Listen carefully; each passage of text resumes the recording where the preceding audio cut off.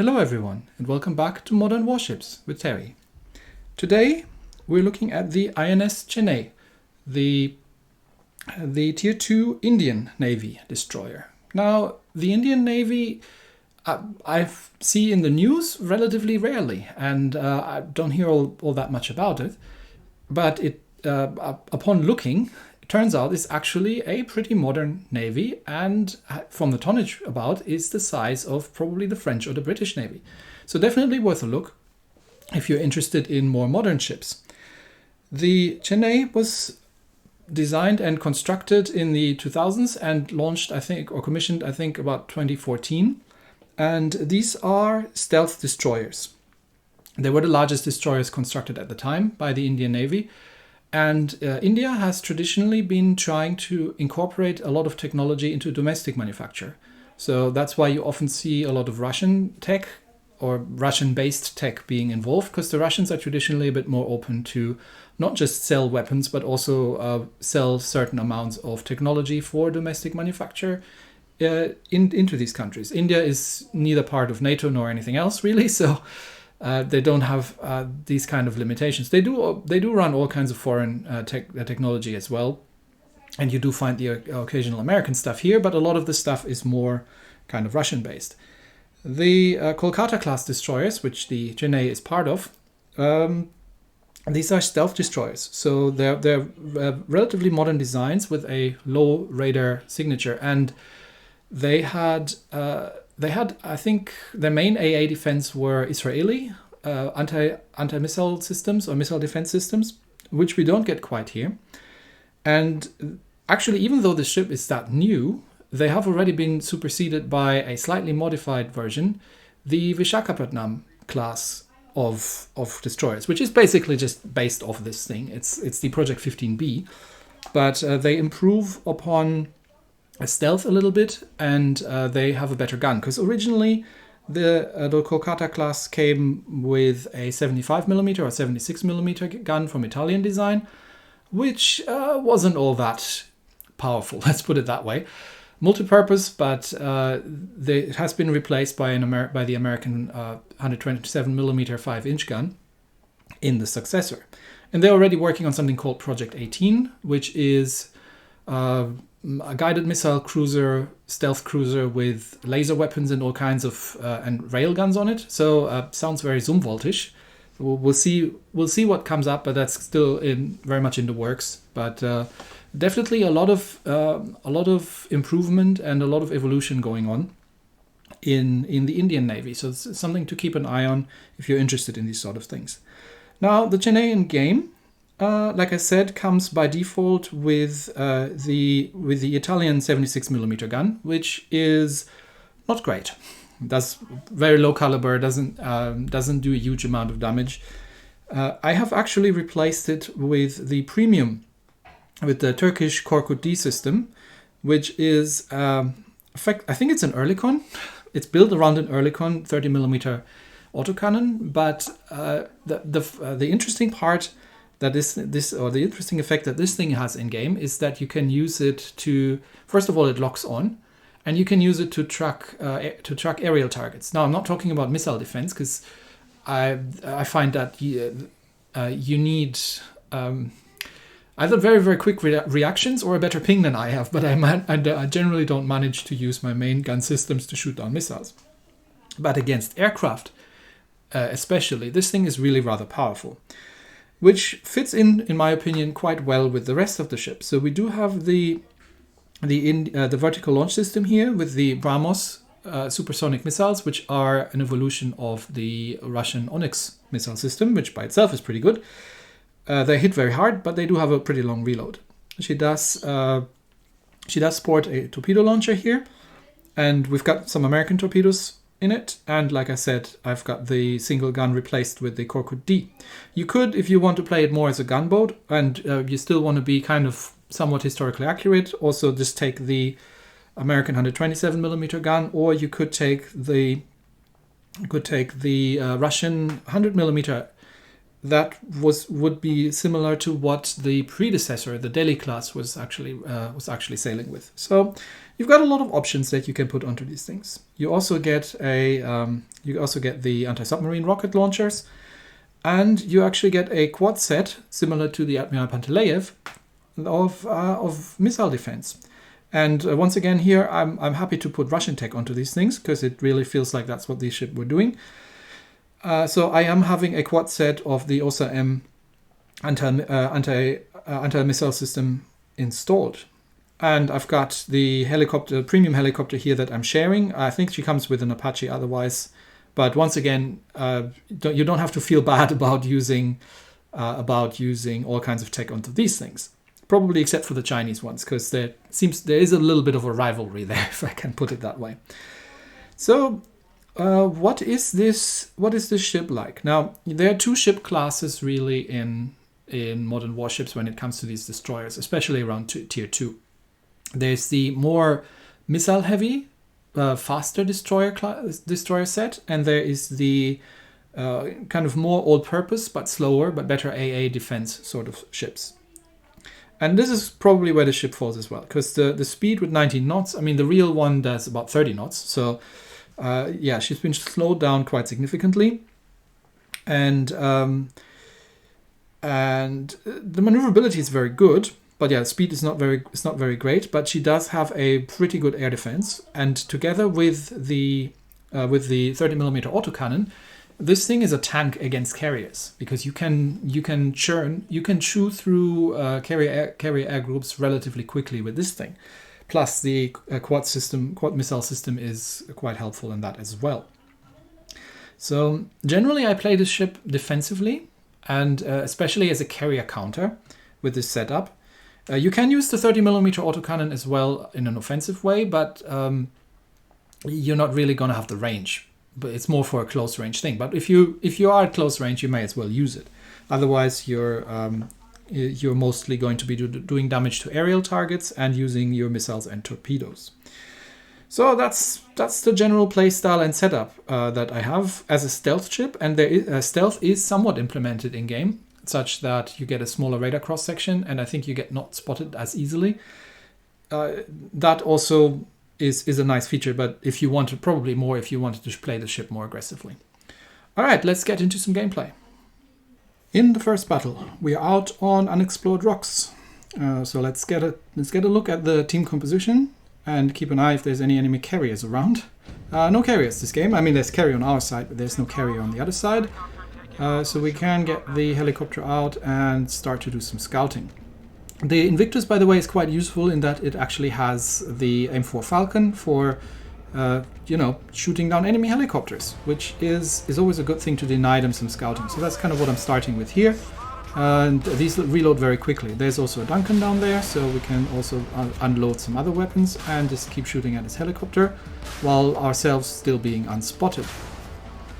And okay, I think he's going behind an island there, so it's about time to switch over to the ship and see that we can do something, because our friendly team here is rushing very aggressively. So let's get some weapons out. And we can lend some AA defense assistance here as well, as much as we can.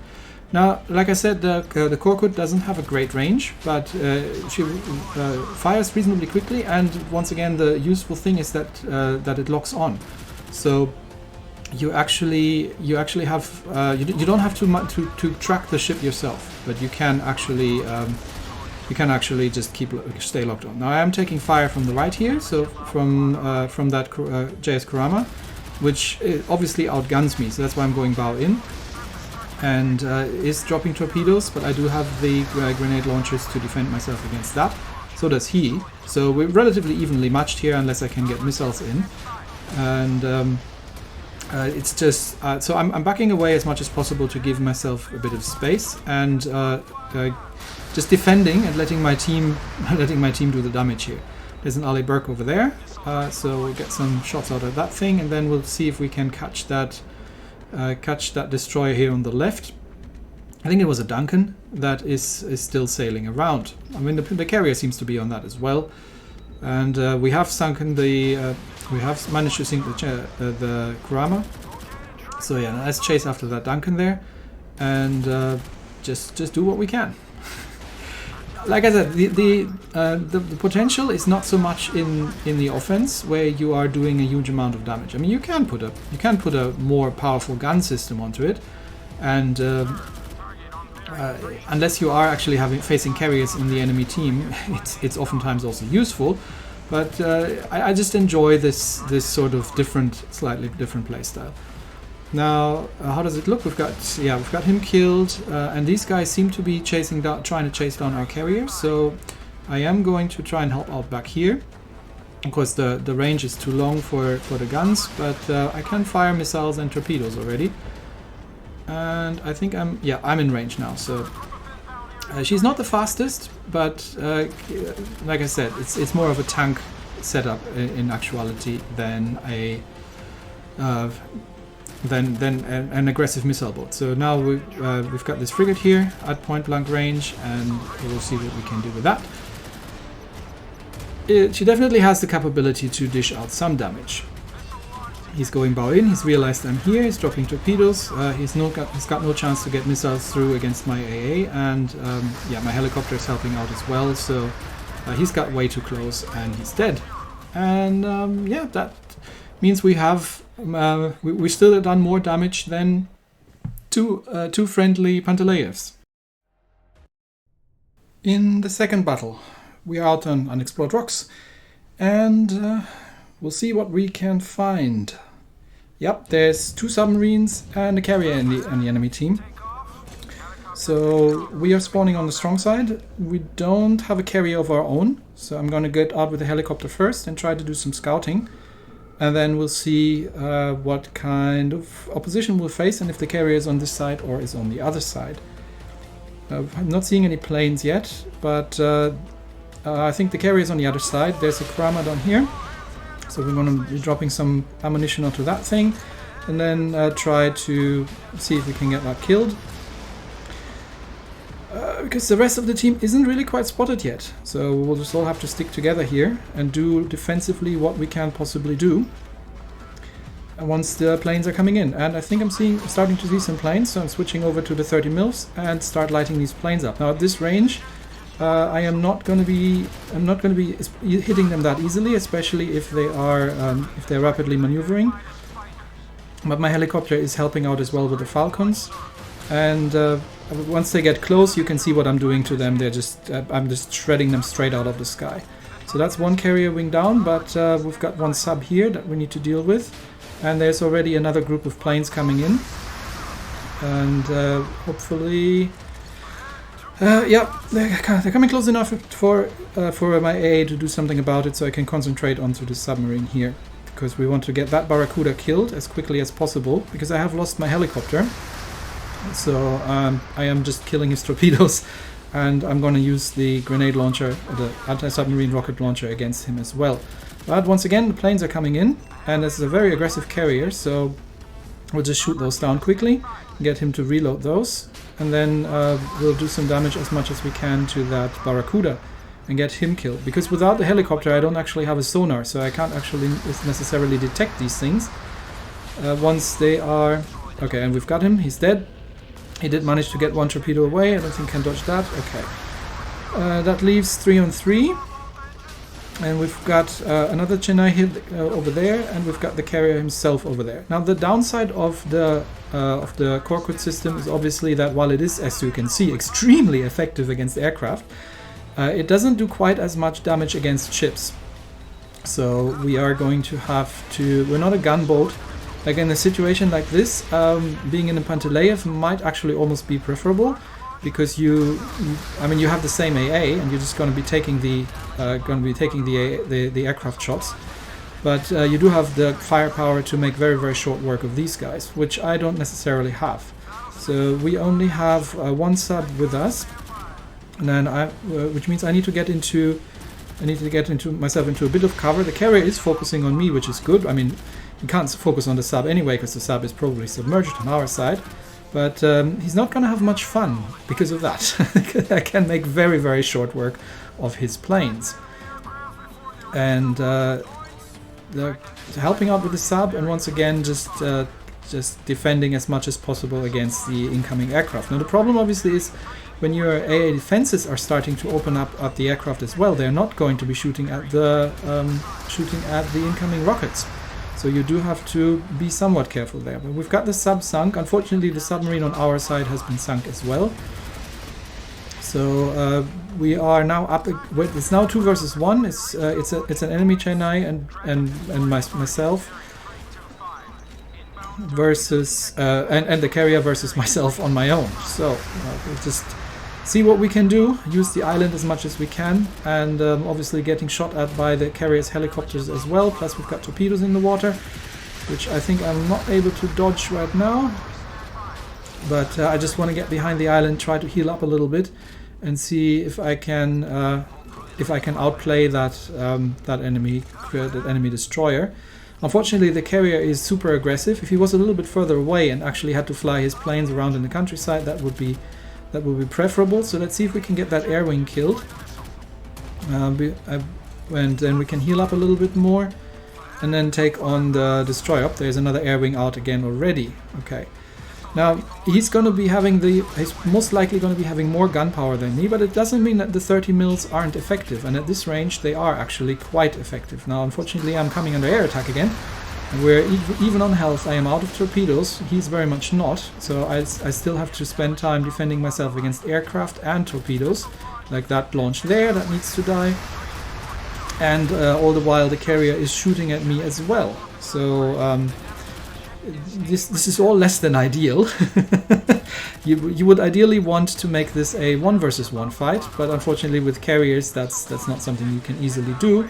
So once again the aircraft are distracting my AA, which is actually even worse than the damage they're doing by themselves, because that means that the enemy Chennai is going to be able to get some missile hits in if I'm not careful.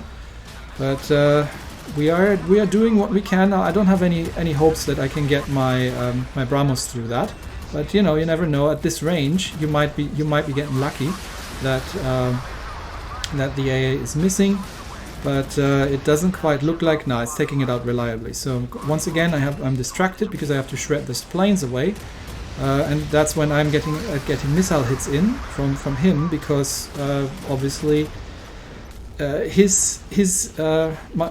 my AA is busy with the aircraft, so his missiles get through. So I am still managing to kill him, but I'm down to, I don't even know what, like 6,000 hit points.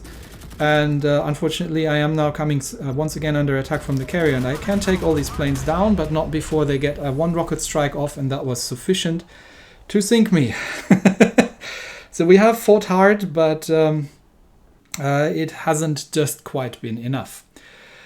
Anyway, this is an excellent ship. This is a really, really fun ship to play. It's got great AA, and it's got a couple of different options that are all not historically terribly inaccurate that you can use. It's a very flexible ship, and it's a very, very fun destroyer to play. So thoroughly recommended.